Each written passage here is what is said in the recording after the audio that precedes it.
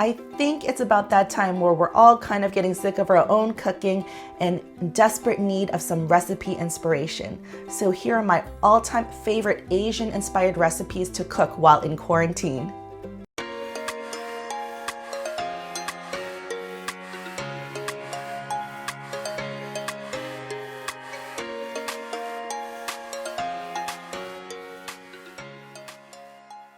What's up, universe? It's Julie, your kitchen coach, and welcome back to our channel. Sometimes you just need to mix things up a bit. And I noticed that these days, a lot of our Asian-inspired recipes are just blowing up on Pinterest and getting a lot more views and comments. So thank you for that, and thank you if you're new. So I decided to show you a few of my roundups that I've actually been cooking during this shelter in place. First up is my tried and true Prugo Ghee. I know that sounds very simple, and in my original video I say that everyone and their mom has 1,000,001 recipes for Prugo Ghee, but this one is so simple because it doesn't require using any kind of grated fruit. You just use all pantry ingredients, and if anything, when I go to the Asian market, I just buy some sliced ribeye in the frozen section and throw it right into my freezer. That way it's there for me when the mood strikes to make some Prugo Ghee. The meat is salty and sweet, and it's so balanced, it goes well with anything. So you could obviously use it for rice bowls, lettuce wraps, Korean fusion tacos, even sliders. I made them once on Hawaiian bread and melted some provolone cheese on top, and they were so yummy. Recently, I also used our leftovers in a quesadilla and topped it with sour cream and salsa, and it was so good. If you want to go extra fancy, stir fry some kimchi in that baby and put that in there too. Chicken teriyaki. This is probably my most popular recipe when it comes to like real life cooking. All the moms that I know, all the people that I know in my real life tell me that they use my chicken teriyaki recipe like maybe weekly. And it's to the point where now they can actually memorize it. But this is another easy pantry only type of sauce. You could put it over salmon or steak or vegetables, and you can have like a brown rice bowl. I just like to eat it with like a side of steamed broccoli or green beans. I think it's just a good, reliable staple to have on hand. It's so easy to make using boneless, skinless chicken thighs, so it'll always stay juicy. Yeah, this is a definite crowd pleaser, tried and true, and it won't fail you. Korean Mapo Tofu. This was another surprising recipe that people really clung on to. I actually tend to make it whenever I do meal drop-offs too. Like if someone just recently had a baby, it's like spicy and a little bit exotic, and it has the flavors of gochujang and doenjang, which is what makes it Korean, because Mapo Tofu is traditionally Chinese, but I use the staple ingredients that I always have in my fridge as a Korean, which is gochujang and doenjang. And if you want to know more about Korean ingredients, by the way, I have this other video that happens to be very popular right now. It's my Korean ingredients guide, and it was me after a trip to a Korean grocery store. I decided to film it, and so I think that everyone is looking for more recipe inspiration, and if you came to this video from that video, hello. Anyways, you use those pantry ingredients. You just need any kind of ground meat. I use ground pork, I think, but you can use ground turkey, ground beef, chicken, anything, or you can omit it and just use tofu and vegetables. But it's saucy, it's satisfying over rice. You can just make a big pot of it and serve it the next day. Jjajangmyeon. I made a nod to this recipe that we did a while back in one of our latest videos of the japuguri. So that's using instant jjajangmyeon noodles, but I made a recipe for the real deal. I have actually made this jjajangmyeon a few times during our quarantine because I buy the fresh noodles that you can get at the Asian grocery store, and I keep them in the freezer. And then I pretty much use any bibbidi bob leftover scratch vegetables that I have. Usually use like cabbage, and you could do carrots. I've done sweet potatoes. I've done zucchini, anything that you could put your hands on.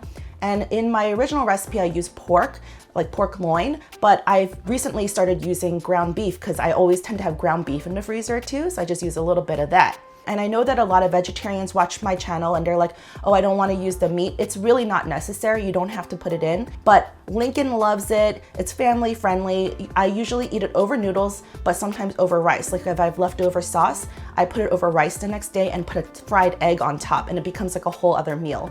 I'm gonna talk about Korean coleslaw. This is one of my favorite slaws that I make, and I tend to whip it up all the time. In fact, I tend to buy boring green cabbage all the time just so that I can make this slaw whenever I need it. If you're low on kimchi or you just need a different mix to your slaw or salad, it goes great with anything, like any kind of like pork chop or chicken breast, ribs. I love eating it with pork belly, so just simply pan-fried pork belly, grilled or pan-fried pork belly, and some of this Korean slaw. It's pungent, sharp, sweet, salty, a little spicy. It's really perfect, and every time I serve it up, everyone gobbles it up. It's like any kind of like savory or fatty type of cut of meat. This just acts as a nice, sharp counterbalance. It's a perfect side dish because it uses so many veggies and it uses pantry ingredients, especially if you happen to have a lot of Asian/Korean ingredients in your pantry already. You just use a little bit of this and that. I use a freshness of lime, but if you don't have that, you can always substitute with just like vinegar, like rice vinegar, apple cider vinegar, whatever you have on hand. Crabjeon. I have to attribute this to my mom. She's the one who taught me how to make this like recipe, non-recipe. It's using imitation crab, which is what I love because it's just in my freezer. I just buy like a whole thing of it, stick it in the freezer, and anytime I want to make it, shred it up, throw some eggs in it and veggies, and you're good to go. It's a perfect little side dish.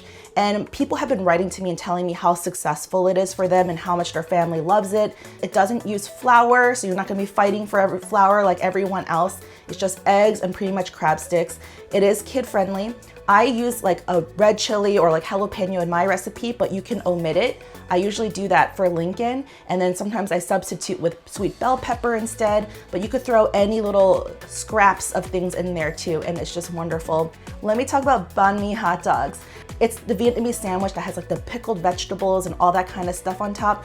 And I grew a love for banh mi sandwiches when I was in California.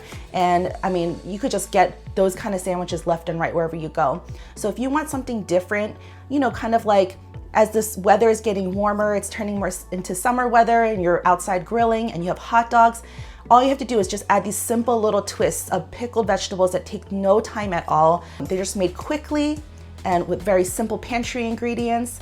And then you just grill up your hot dogs, put a little bit of hoisin sauce, and for a twist, you can also put in the Asian Japanese Kewpie mayo. I didn't do that in my video, but I think I would do that if I make it now. I happen to have hot dogs in my fridge. I think it's just like a way to jazz up your ordinary food and taste something more unique and fun. I also want to talk about my soba noodle salad. I happen to have soba noodles in my pantry at all times because they're so quick and easy to make. They're pretty healthy because they're buckwheat noodles. With just a quick boiling in the water and a rinse, they're great cold. So you can get soba sauce and just have that, but you, as a twist, you can use my soba noodle salad recipe, which is kind of like a peanutty Asian flavor, and that also comes from pantry ingredients and staples. You can mix it up with some shredded rotisserie chicken and any kind of vegetables that you have on hand. I use spring mix lettuce, you can use regular romaine lettuce, coleslaw mix, cabbage, whatever you have, and throw it in there for a complete meal. Especially as it's gonna start to warm up. I think that we're gonna be tired of all of like the slow braises and soups and stews and the hearty crock pot meals that we've been making just to kind of get us by. This is quick, versatile. You can make the sauce in advance, shred up all the stuff in advance, and throw it when you're ready. The only thing that you would wanna do not in advance is boil the noodles. You wanna do that right when you're about to serve because they tend to bloat and break. But yeah, this is a tried and true. I make it a lot, and it's great for when you don't know what else to make. And lastly, we gotta end with something sweet. My Korean sweet hot dogs are something that actually I was reminded to make by my friend who made it recently, and she ended up making it nut-free because her son has an allergy. And that kind of reminded me to make it because like, oh my gosh, now's the time to be making those kind of sweets and treats. Everyone's baking and making bread. So like you just make a dough, you just fill it up with some sweet cinnamon and sugar and nuts. And some people have been writing to me and showing me how creative they are. One viewer told me that they used chestnut puree because that's what they had.